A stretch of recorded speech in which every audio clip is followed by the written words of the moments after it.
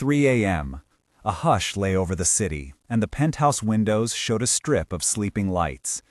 The air tasted cold, and a faint scent of coffee lingered in the kitchen like a reminder of interrupted routines. Marcus Reed, billionaire founder of a logistics empire, was awake again, the kind of insomnia who listened to patterns the way others listened to music. At the end of the long hallway, under a single swinging bulb, a young woman knelt at the sink washing dishes, soap suds climbing her wrists, and a school notebook soaking at her feet. The image should not have belonged in this apartment, a student bent over plates in a tower of privilege. Tucked inside the soaked notebook, a small ribbon of blue and gold, a merit cord, clung to the cardboard cover like proof of a life that had tried to stay whole. A man who had built a fortune reading patterns knew when one thing did not belong with another. He would not let it go. He thought a simple question was coming, and that question would pull at a choice whose consequences would ripple through a company, a school, and an entire family. He did not step back and turn away. He walked toward the kitchen. Marcus stood in the doorway and watched quietly for a long breath. The kitchen tiles were cool, and the hum of the refrigerator was a low, steady sound. Lucia Morales, age 17, had scraped the last of a plate clean. Her hands were raw, red along the knuckles, and she blinked as if wakefulness had caught her by surprise. The light painted the room in a tired yellow. Marcus cleared his throat to make himself known. Marcus said, "You should not be here at this hour."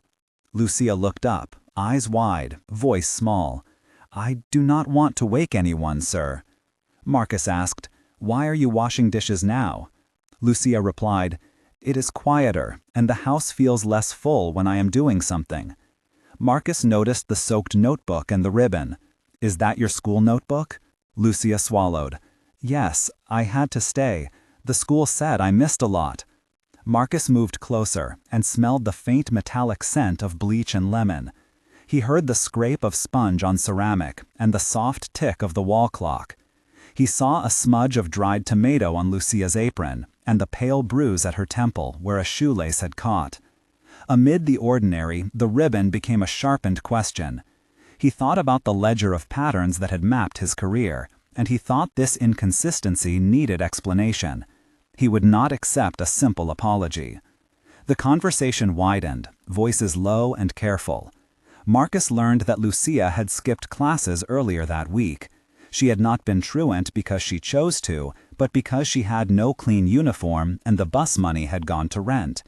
A small crumpled eviction notice had been shoved. Her backpack, a report card with excellent marks, had water stains along the margins, and inside that soaked notebook lay a list of medications with a clinic stamp across the corner.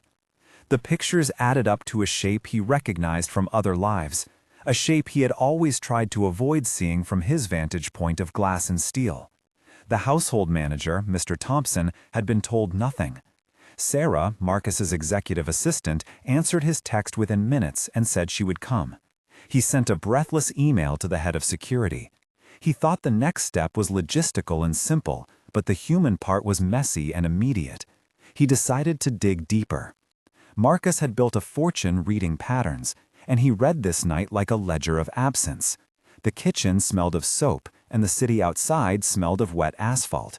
Lucia tugged at a frayed corner of the merit cord and admitted in a single brittle sentence, "I did not go because my mother could not leave the night shift, and I had to sleep early to cook for her." That admission landed with the weight of a ledger entry, an item on a list no balance would reconcile. Marcus felt a small, private familiarity with obligations that did not wait for permission. He knew that this moment would demand choices that could not be solved with one check. He did not yet know how far the answers would reach. He paused, and then he asked for the girl's name, and for the name of the woman who cleaned his offices and his conscience. At this early stage, Marcus called Sarah. He asked her to pull employee records for the building staff, to check payroll, and to bring him any correspondence that mentioned the Morales family. He wanted documents and dates, the company side of the story before he presented himself with charity. Sarah arrived with her tablet and a file folder that smelled faintly of printer toner and coffee. The building manager, Mr. Thompson, joined them. Outside, behind the curtains, the city breathed. The next hours would be a slow unpeeling of ordinary papers and small truths.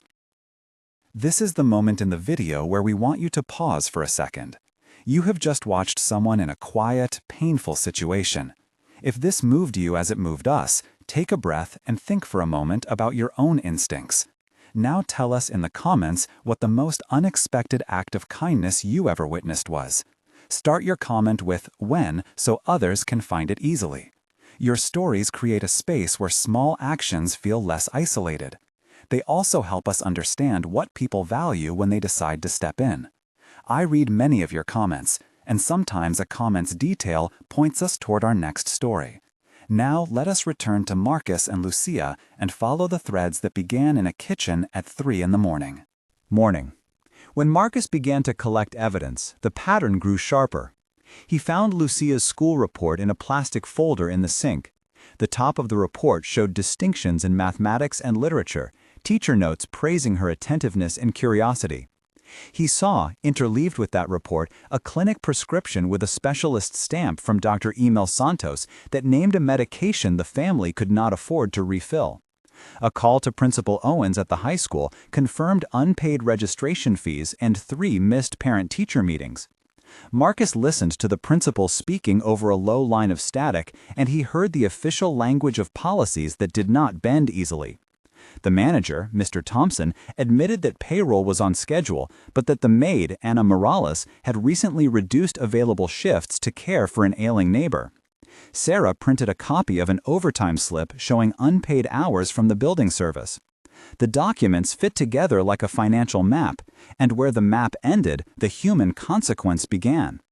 The ribbon in the notebook became not just a token, but a thread that knotted together school honor and family hardship. Backstory arrived in careful installments now, 2 paragraphs that linked the present to a quieter, older debt. Marcus had once been a kid who left school early when his father fell ill. He had watched a mother patch together jobs and lie about lot deliveries to keep food on the table. That memory had pushed him into obsessing over patterns that could be optimized. He built a company that thrived on predicting logistics and avoiding surprises. The memory of small hands washing a bowl late at night had returned in another form now. Lucia, the maid's daughter, was bright and stubborn, her merit cord proof of talent that had not yet met opportunity. Anna Morales had emigrated with paperwork in order and promises in her eyes. She had worked in Marcus's building for 6 years, washing floors and making coffee, counting every hour twice. The family had never asked Marcus directly for help. The narrative of pride and silent sacrifice had been the same thread running through Marcus's own childhood. That thread knotted with a responsibility he had never named, and this night it tightened into action. Tension moment 1 unfolded as Marcus stepped into a busy weekday morning and asked to see payroll. The finance director, Elaine Park, answered his message with the kind of corporate caution that testifies to liability. He pressed, and she said the books matched the system. Marcus then produced a handwritten overtime slip and asked how a name like Ana Morales could show unpaid entries. Elaine's screen seemed suddenly small and fragile. Marcus felt the corporate veneer crack. The sound of his fingers tapping a pen seemed louder than the spreadsheet's green lights. He had to decide whether to accept the standard explanation or to push. He pushed. For the first time in weeks, he experienced vertigo at the idea that patterns could hide moral omissions. He chose to escalate the investigation, and every email that followed made the case both clearer and more uncomfortable. Marcus had built a fortune reading patterns, and so he read the family's life like a set of mismatched ledgers that demanded reconciliation. He arranged meetings. He called Principal Owens and Dr. Emil Santos, and he initiated a call with the human resources director of his own firm, who was stunned to find payroll anomalies hidden behind automated entries.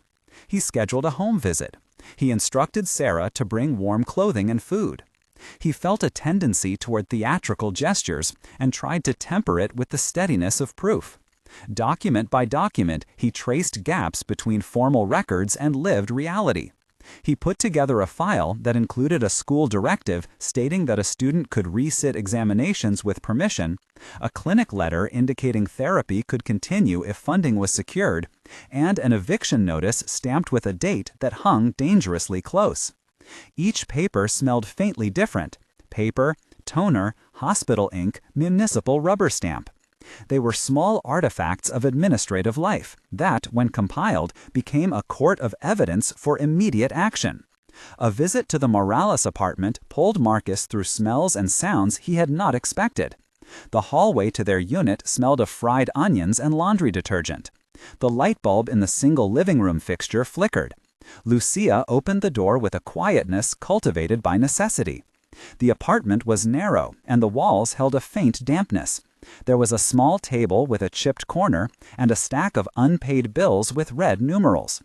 Ana Morales moved slowly, her hands showing age beyond her years, and the air held a tired sweetness, that mixture of cooked tomatoes and soap. Marcus listened as Lucia described nights spent doing other people's laundry to earn the bus fare needed to reach school, and mornings spent skipping breakfast to save money for her mother's medication. The sound of a neighbor's radio played soft salsa in the distance, like a pulse outside the doorway. Marcus smelled the cardboard of takeout containers and the metallic edge of anxiety. He sat at the table and felt the green of the wood under his palm.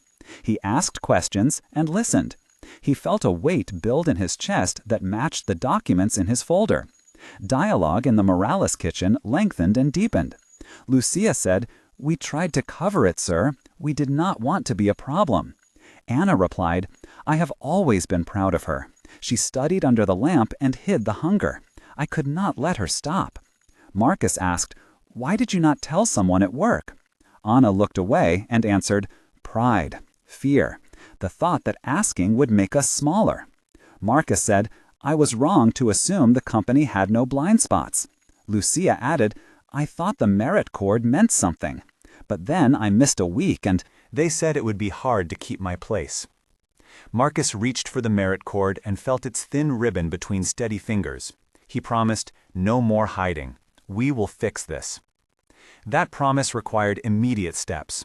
Marcus arranged payment of the overdue fees to the school, scheduled an appointment with Dr. Santos, and called a caseworker he had met once at a charity lunch, Rosa Delgado, a community lawyer who specialized in housing rights. He tasked Sarah with setting up a fund to cover medications. Marcus also called the building manager and human resources and insisted on an audit of all cleaning staff payroll. This would not be a private check. It would be a full audit, and it would be public if necessary. Tension moment 2 arose at a local diner 3 days later when Lucia slipped on a wet floor and a serving plate shattered in front of patrons.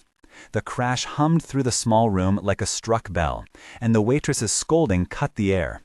Lucia froze, heat rising to her ears. People stared, the clatter and oil and coffee steam mingling into a sensation of being on display. The manager, Mr. Jenkins, moved forward with admonition that sounded like a final warning.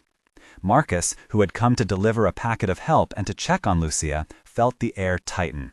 He stepped forward and spoke in a voice that pulled the room's attention without yelling. He asked for the plate, he apologized to the staff for the accident, and then he asked Mr. Jenkins to walk with him outside. In the alley, where the smell of fryer oil was strong and the rain left the brick damp, Marcus offered to cover the damage and to pay Lucia for the shift she had lost. Mr. Jenkins hesitated, then accepted. The scene pivoted from shame to restitution in the space of simple transactions. The public humiliation dissolved, not with spectacle, but with redirection.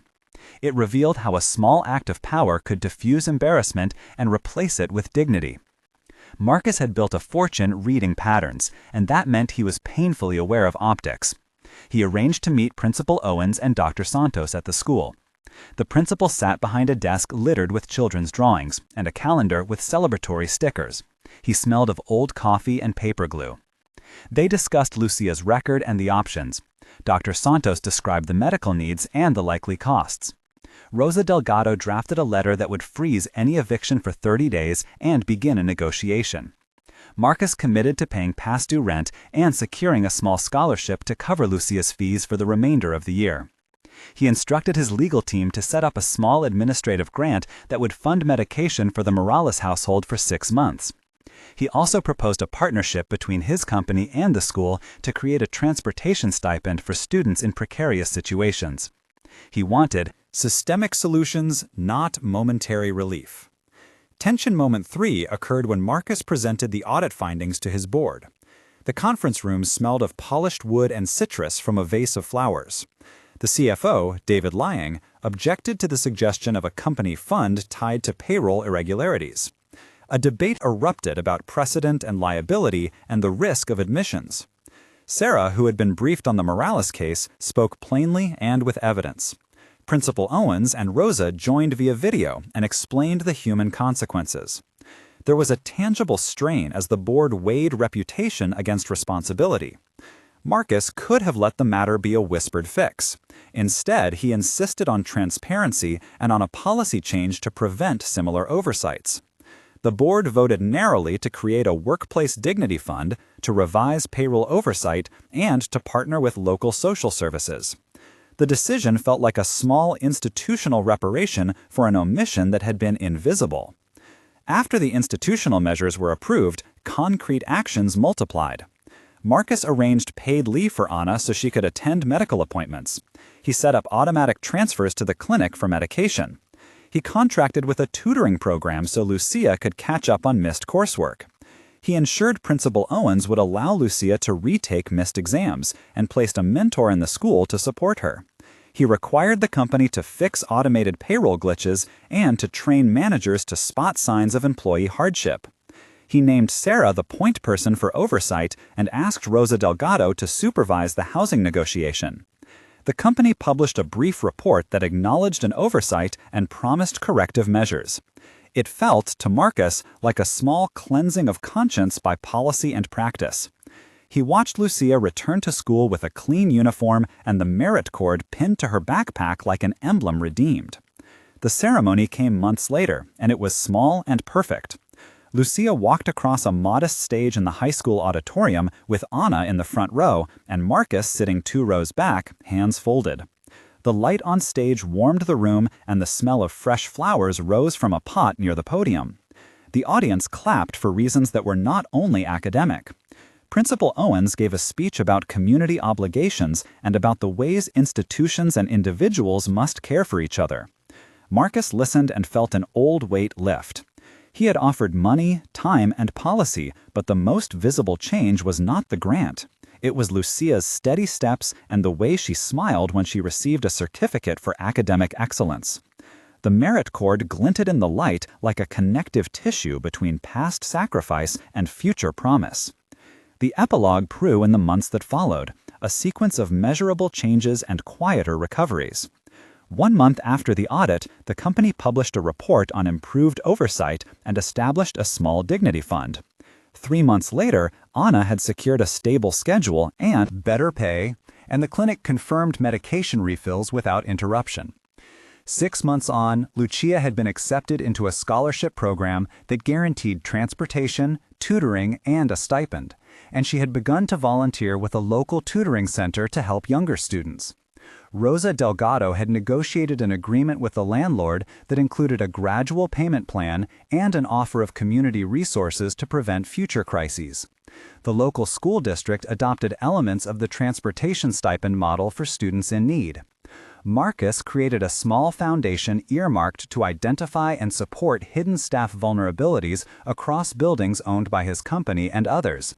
He insisted the foundation be administered independently and directed funding towards systemic solutions rather than one-time aid. The moral of the story is not that a single act by a wealthy man fixed everything. It is that recognition, tied to sustained institutional change, can convert shame into dignity. The family's life improved because individuals and institutions acted together. Lucia's story became a case study in how a chain of small, concrete interventions can alter a trajectory. Marcus wrote in a memo to his staff, he had built a fortune reading patterns, and now, with those skills, he wanted the company to read for signs of human need before they became crises. He asked his employees to treat small discrepancies as potential responsibilities. The company committed to training supervisors, to funding transportation stipends, and to maintaining the housing buffer that had saved one family from eviction. If this story moved you, consider how small, concrete actions in your sphere could make a difference. Tell us in the comments when a tiny intervention mattered in your life or in someone you know. If you want to see more stories where institutions and individuals combine to make real change, subscribe. Small choices add up, and in this case, a washing up at 3 in the morning was the thread that rewove a family's future. A debt to the past was returned to the future.